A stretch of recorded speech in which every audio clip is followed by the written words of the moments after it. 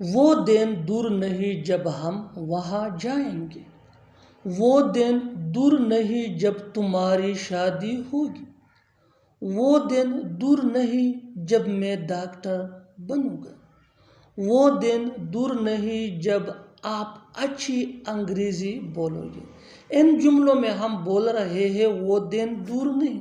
इसके लिए आपको यूज़ करना होगा इंग्लिश में the day is not far. The day is not फार। आइए कंप्लीट स्ट्रक्चर समझते हैं। The day is not far plus when plus sentence. आगे डिटेल से समझाता हूँ मिसालों से। वो दिन दूर नहीं जब हम वहाँ जाएंगे। The day is not far when we will go there. The day is not far when we will go there. वो दिन दूर नहीं जब तुम्हारी शादी होगी। The day is not far when you will get married. The day is not far when you will get married. वो दिन दूर नहीं जब मैं डॉक्टर बनूंगा। The day is not far when I will become a doctor. The day is not far when I will become a doctor. वो दिन दूर नहीं जब आप अच्छा अंग्रेजी बोलोगे। The day is not far when you will speak better English. The day is not far when you will speak better English. फिलहाल यहाँ से दफा हो जाओ। फिलहाल मैं तुम्हारे घर आ रहा हूँ। फिलहाल तुम जा सकते हो। फिलहाल मैं रास्ते में हूँ। इन जुमलों में हम बोल रहे हैं फिलहाल। इसके लिए आपको यूज़ करना होगा इंग्लिश में फॉर द टाइम बीइंग। आइए कंप्लीट स्ट्रक्चर समझते हैं। For the time being plus comma plus sentence. आगे डिटेल से समझाता हूँ मिसालों से।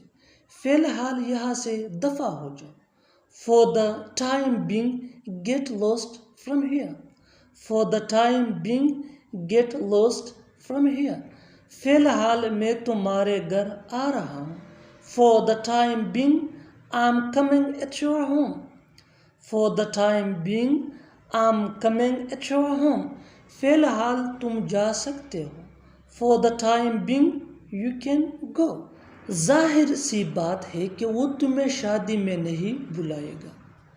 जाहिर सी बात है कि उसने मुझे धोखा दिया।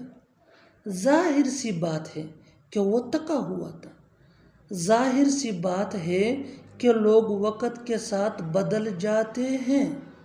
इन जुमलों में हम बोल रहे हैं जाहिर सी बात है। इसके लिए आपको यूज़ करना होगा इंग्लिश में इट्स ऑब्वियस। आइए कंप्लीट स्ट्रक्चर समझते हैं। It's obvious plus that plus sentence. आगे डिटेल से समझाता हूँ मिसालों से।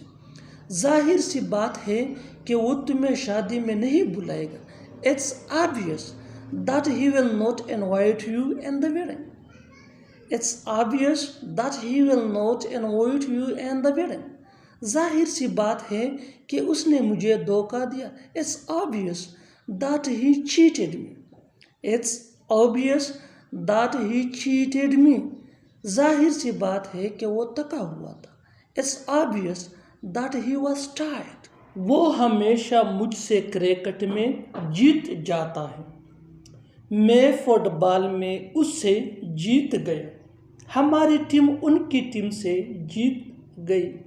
तुम उससे इस खेल में नहीं जीत सकते। इन जुमलों में हम बोल रहे हैं किसी से जीत जाना। इसके लिए आपको यूज़ करना होगा इंग्लिश में विन ओवर समवन। आइए कंप्लीट स्ट्रक्चर समझते हैं। Subject plus helping verb plus win over plus noun या प्रोनाउन। विन ये टेंस के मुताबिक चेंज भी हो सकता है। आगे डिटेल से समझाता हूँ मिसालों से। वो हमेशा मुझसे क्रिकेट में जीत जाता है। He always win over me in cricket. He always win over me in cricket. मैं फुटबॉल में उससे जीत गया। I am won over him in soccer. I am won over him in soccer. हमारी टीम उनकी team से जीत गई। Our team won over their team. Our team won over their team. तुम उससे इस खेल में नहीं जीत सकते। You can't win over him in this game. You can't win over him in this game. उसे क्रिकेट खेलना सबसे ज़्यादा पसंद है। उसे पढ़ना सबसे ज़्यादा पसंद है। हमें गरीबों की मदद करना सबसे ज़्यादा पसंद है। मुझे अपनी फैमिली के साथ वक्त गुजारना सबसे ज़्यादा पसंद है। इन जुमलों में हम बोल रहे हैं सबसे ज़्यादा पसंद होना। इसके लिए आपको यूज़ करना होगा इंग्लिश में लाइक द मोस्ट। आइए कंप्लीट स्ट्रक्चर समझते हैं। Subject plus like. Like tense के मुताबिक चेंज भी हो सकता है। +2 + V1 यानी first form of verb plus object plus the most.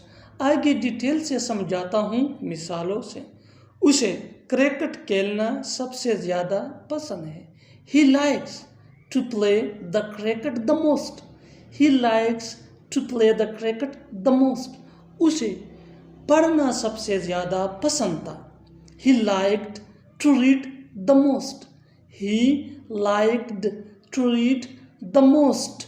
हमें गरीबों की मदद करना सबसे ज़्यादा पसंद है। We like to help the poor the most. We like to help the poor the most.